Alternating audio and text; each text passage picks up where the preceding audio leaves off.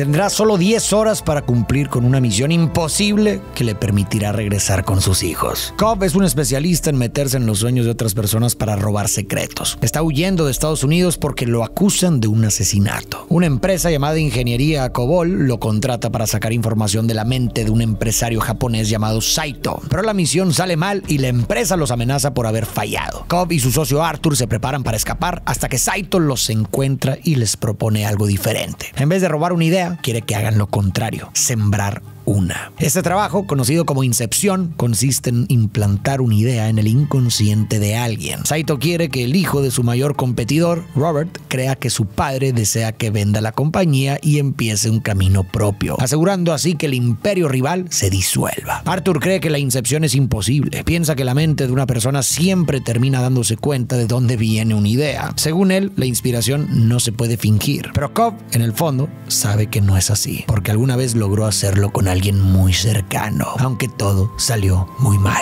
Más adelante te contaré qué pasó. Al principio, Cobb no quiere aceptar el trabajo, pero Saito lo convence ofreciéndole usar sus influencias para borrar sus cargos y darle la oportunidad de volver a Estados Unidos para reunirse con sus hijos. Así que Cobb y Arthur se ponen manos a la obra y comienzan a reunir a su equipo. Viajan a París, donde Cobb visita a su suegro, Miles, el hombre que le enseñó todo sobre cómo navegar en las mentes. Cobb le cuenta su situación y le dice que necesita a alguien que diseñe los mundos de los sueños. Miles le presenta a Ariadne, una de sus mejores alumnas. Después de verla dibujar algunos laberintos, Cobb queda convencido de su talento. Un día, Cobb entrena con ella dentro de un sueño y le explica algunas reglas. Primero, en los sueños el tiempo pasa diferente. 5 minutos en la realidad equivalen a 1 hora dentro del sueño. Segundo, es posible crear varios niveles de sueños, es decir, sueños dentro de otros sueños. Cuanto más profundo bajes de nivel, más dilatado el tiempo respecto a la realidad y mayor es el riesgo de perderte, porque se vuelve muy fácil confundir la realidad con el sueño. Para evitarlo, existen los tótems, objetos personales que ayudan a distinguir si estás soñando o despierto. En el caso de Cobb es una pirinola. Si gira sin detenerse, significa que sigues soñando. Tercero, para despertar de un sueño hay 2 formas: morir dentro del sueño o recibir una patada, que es básicamente una caída que te saca de golpe. Cobb le explica también que su trabajo como arquitecta consiste en diseñar los escenarios del sueño, mientras que la mente del objetivo se encarga de llenar esos espacios con contenido. Todo lo que aparece, incluidas las personas, son proyecciones del inconsciente de quienes participan, pero principalmente del inconsciente de la persona a la que quieren influir. En este entrenamiento, esas proyecciones provienen de la mente de Cobb. Además, le advierte que mientras más alteres el mundo del sueño, más rápido la mente del objetivo nota la intrusión y empieza a defenderse. Justo eso sucede. Las proyecciones de Cobb atacan a Ariadne y aparece una mujer a la que Cobb reconoce como Mal, quien termina apuñalándola. Ariadne despierta asustada y le dice a Cobb que él está intentando tapar problemas muy serios y que no piensa abrir su mente a alguien así. Se va, pero poco después regresa, porque en el fondo está fascinada por todo lo relacionado con los sueños. Arthur le explica que la mujer que la atacó era una proyección de Maul, la esposa de Cobb. Le cuenta que Maul murió y su muerte fue tan traumática para Cobb que cada vez que sueña, ella aparece para sabotearlo. Cuando hablamos de sueños, es imposible no pensar en la teoría psicoanalítica de Freud, así que voy a analizar la película desde esa perspectiva. Freud propuso que en nuestra mente existe un sistema al que llamó inconsciente, que está formado por pensamientos, sentimientos, recuerdos y conflictos que no son accesibles para la conciencia porque resultan difíciles de aceptar o de procesar. Sin embargo, aunque no seamos conscientes de ellos, siguen influyendo en nuestra personalidad y en nuestra forma de actuar. En otras palabras, el inconsciente freudiano es un lugar donde se guardan experiencias cargadas de emociones. Todo lo que hemos vivido, especialmente lo que nos ha marcado de manera profunda, permanece ahí y sigue teniendo efecto en lo que hacemos, aunque no lo notemos. Muchas de nuestras decisiones, deseos y miedos tienen raíces que no alcanzamos a ver de manera consciente. Freud también creía que estos contenidos inconscientes buscan formas de expresarse y una de las más directas son los sueños. Según su teoría, cuando dormimos, nuestras defensas bajan. Esa especie de censura interna que durante el día filtra lo que pensamos y sentimos se relaja. Entonces, los recuerdos y emociones reprimidas encuentran la manera de salir. Eso sí, no aparecen tal cual. El inconsciente se expresa disfrazado, usando símbolos e imágenes extrañas que a veces parecen no tener sentido. Por eso Freud decía que los sueños no deben interpretarse de forma literal, sino como si fueran un código. La premisa de la película se entiende mucho mejor a partir de esta idea freudiana. Entrar en el sueño de alguien es como entrar en su inconsciente, y si logras llegar lo suficientemente profundo, al lugar donde están sus creencias más arraigadas y sus recuerdos más significativos, puedes sembrar una idea que no será percibida como algo externo, sino como algo propio. Y esa idea puede crecer, echar raíces y con el tiempo convertirse en la fuerza que guía las decisiones de esa persona en la vida despierta. Por otro lado, como en realidad todos están soñando, es lógico que cada uno aporte contenidos de su propio inconsciente al sueño compartido. Por eso vemos cómo Mal apareció ahora y aparecerá una y otra vez en los sueños de Cobb. Su presencia nos habla de algo que él no ha podido elaborar, algo relacionado con ella que lo persigue, y por eso su imagen vuelve constantemente. Más adelante veremos de qué se trata. Después de lo sucedido, Cobb termina de armar a su equipo. Visita a Ames, un falsificador capaz de hacerse pasar por cualquier persona. Ames le dice que para lograr su objetivo tienen que empezar desde lo más profundo, la relación con el padre. Luego le recomienda a Yusuf, un químico experto que puede preparar un sedante lo bastante fuerte como para llevarlos a un sueño muy profundo con hasta 3 niveles. Ya con el equipo listo, planean la misión. Maurice, el padre de Robert, está a punto de morir y Robert heredará la compañía. La relación entre padre e hijo es fría, pero Robert tiene un fuerte vínculo con Peter, su padrino y mano derecha de su padre. Ese detalle será clave. El plan es aprovechar el vuelo de 10 horas que Robert tomará rumbo a Los Ángeles llevando el cuerpo de su padre. Ahí lo sedarán,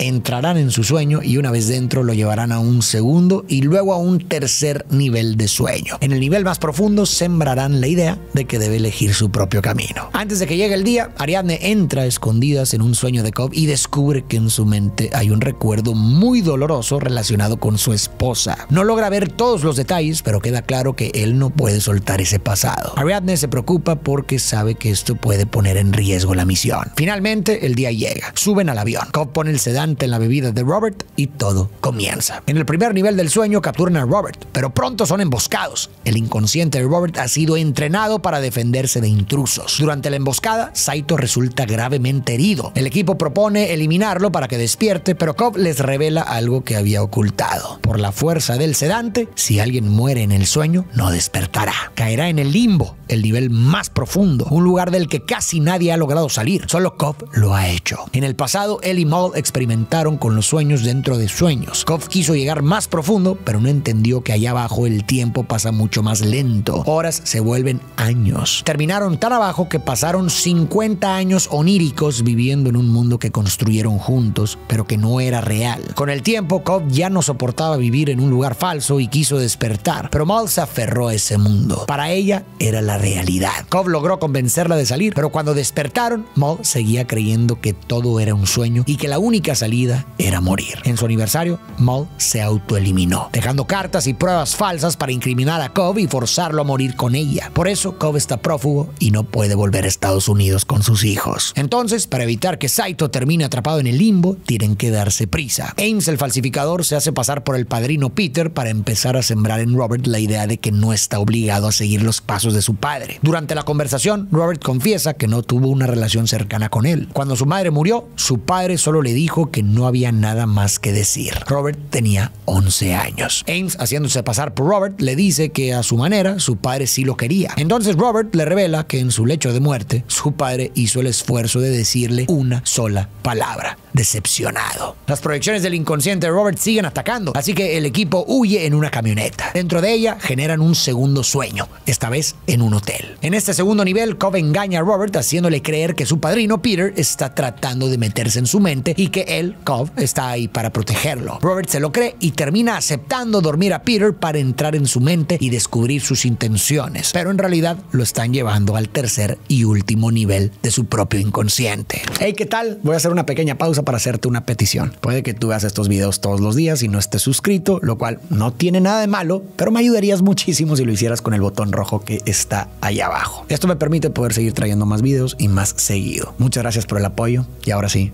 continuamos. Este tercer nivel es una fortaleza en medio de la nieve, muy protegida. El tiempo apremia porque Saito sigue agonizando. La situación se complica. En el primer nivel, Yusuf está acorralado y decide lanzar la camioneta desde un puente. Las caídas, recordemos, son las patadas que sirven para despertar. Ahora tienen que terminar la misión antes de que la camioneta toque el agua, porque las patadas deben estar sincronizadas en todos los niveles niveles de sueño. La ventaja es que en cada nivel más profundo tienen más tiempo. Cobb protege a Robert para que logre llegar al edificio. Robert cree que está entrando en la mente de su padrino, pero en realidad está entrando en la suya. Pero justo cuando está a punto de abrir la bóveda, donde planean implantarle la idea, aparece la proyección de Maul. Cobb duda un instante y Maul aprovecha para dispararle a Robert, enviándolo directo al limbo. Cobb y Ariadne deciden ir a rescatarlo, pero en el limbo, el lugar más profundo del inconsciente, Cobb tendrá que enfrentarse con su propio trauma. Arthur y Cobb explicaron en la película que las personas que aparecían en los sueños no eran reales, sino proyecciones creadas por la mente del soñador. Y esta idea sigue encajando muy bien con la teoría de Freud. Como dije al inicio, para el psicoanálisis, los sueños no hay que tomarlos de manera literal. Lo importante es lo que esconden detrás de las imágenes que muestran. Como también sugerí antes, Freud decía que algunos sueños funcionan como mensajes cifrados. Cada elemento, ya sea una persona, un lugar o una situación, está ligado a los deseos, emociones, miedos y conflictos internos de quien sueña. Lo que aparece en el sueño no se puede entender por sí solo, sino a partir de la historia y las asociaciones del soñante. Por ejemplo, recuerdo un caso que nos compartieron en una clase. Resumiendo mucho, un paciente que tenía miedo a ser padre soñó con una empanada. De entrada parece algo sin importancia, pero al trabajar con él y hacer asociaciones libres, el paciente recordó el resentimiento que guardaba hacia su papá porque nunca recibió de él afecto ni atención. En otras palabras, de su papá no recibió nada. Si dividimos la palabra empanada, aparece el juego de palabras empanada, empapá, nada. Para este hombre, la empanada no representaba comida, sino que era una imagen disfrazada de su miedo a repetir con su hijo el mismo vacío que había vivido con su padre. Ahora bien, no todos los sueños tienen que tener un significado profundo y tampoco existe una fórmula universal para interpretarlos. Más que el contenido del sueño, lo que importa es lo que ese contenido despierta en quien sueña. El sueño puede ser un vehículo para poner afuera sentimientos y conflictos que en la vida despierta no siempre logramos mirar. Si trasladamos esta idea al universo de la película, todo cobra mucho más sentido. Maul no aparece en los sueños como si fuera ella regresando desde el más allá para vengarse o culpar a Cobb. Maul, tal como la vemos, es una representación de él mismo. Es la imagen de su culpa, de su dolor y de la rabia que siente hacia sí mismo por lo que pasó. Es su inconsciente haciéndole sentir una y otra vez lo que no ha podido elaborar. Este sentimiento de culpa que Cobb carga también explica por qué la figura de Maul se convierte en un obstáculo constante. Freud describía que la culpa inconsciente suele estar muy ligada al deseo de castigo. Cuando uno no puede perdonarse, la mente encuentra formas de castigarse. Y eso es lo que vemos en Cobb. Su propia mente genera la figura de Maul para que lo persiga, lo sabotee y le recuerde todo lo que lo atormenta. Cada vez que Maul aparece y arruina una misión es un acto de autosabotaje. Una parte de Cobb cree que no merece estar en paz ni lograr lo que busca. Por eso ella está ahí, para impedirle avanzar. Así que para evitar que su propia mente siga saboteando la misión y proteger a su equipo, Cobb, ahora que ha llegado a lo más profundo de sí mismo, tendrá que enfrentar aquello que lleva años evitando. Y tal vez empezar por fin a soltarlo. En el limbo descubrimos la verdad de lo que pasó. Cuando Cobb estuvo atrapado en el limbo junto a su esposa Maul, ella no quería despertar. Para convencerla, Cobb le sembró una idea muy simple pero poderosa. Este mundo no es real. Funcionó, pero al despertar, Maul nunca pudo sacarse esa idea de la cabeza. Creía que nada era real, ni siquiera la vida misma, y que la única forma de despertar era morir. Por eso se lanzó por la ventana. Cobb sabía que plantar una idea en la mente de alguien era posible porque él mismo lo había hecho con su esposa, y esa culpa lo sigue atormentando. En el limbo se encuentran con la proyección de Maul, quien tiene a Robert atrapado y no piensa soltarlo a menos que Cobb se quede con ella. Maul intenta convencerlo de que el mundo en el que vive no es real. Le recuerda cómo lo persiguen corporaciones y policías de todo el mundo, de la misma forma en que las proyecciones persiguen a un soñador. Le pide que elija quedarse ahí, en el mundo que construyeron juntos, pero Cobb le dice que no puede quedarse, porque ella no existe. Finalmente acepta que esa Maul es solo una proyección de su culpa y la deja ir. El sujeto de la misión era Robert, pero da la sensación de que de forma indirecta también hubo otro sujeto.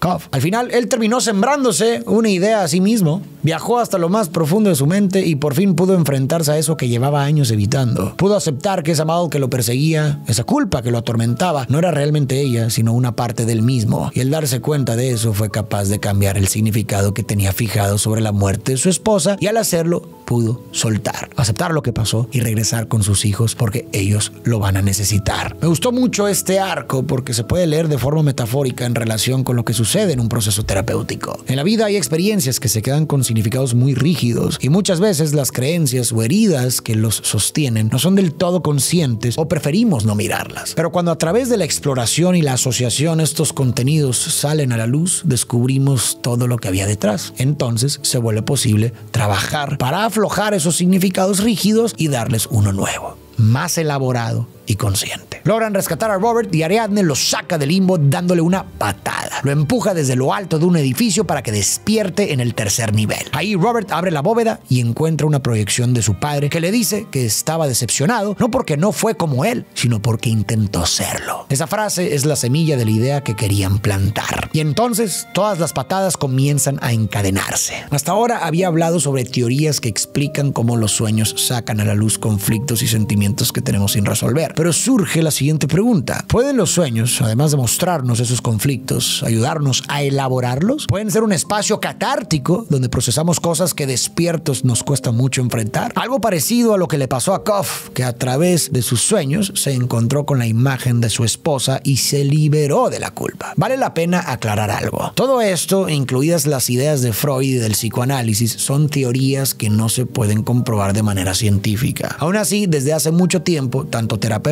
como muchas personas en su vida diaria han sentido que los sueños pueden cumplir esa función. Pienso en algo que una vez me contó alguien cercano, que después de una pérdida muy dolorosa soñó con la persona que había fallecido. En el sueño, esa persona le dijo algo que lo reconfortó profundamente. Cuando despertó, por supuesto, sabía que había sido solo un sueño, pero la sensación de paz y de consuelo que sintió se quedó con él. Fue como si por un momento hubiera podido cerrar algo que en la realidad aún dolía. Ese es un ejemplo sencillo de cómo un sueño puede actuar como un espacio simbólico donde la mente acomoda lo que duele. Aunque sea una construcción nuestra, la experiencia emocional es real y a veces puede abrir un espacio para procesar algo que no habíamos podido tocar despiertos. ¿A ti te ha pasado algo así? ¿Has tenido un sueño que te haya hecho sentir más ligero o que te haya ayudado a entender algo de ti? Mientras tanto, Kof y Ariadne siguen en el limbo. Kof le dice que se vaya, que él se quedará para buscar a Saito, quien ya debería estar muerto a causa de su herida. Ariadne salta y Kof se queda. Eventualmente encuentra a Saito, ya viejo y perdido en el limbo, y consigue que recuerde que ese mundo no es real.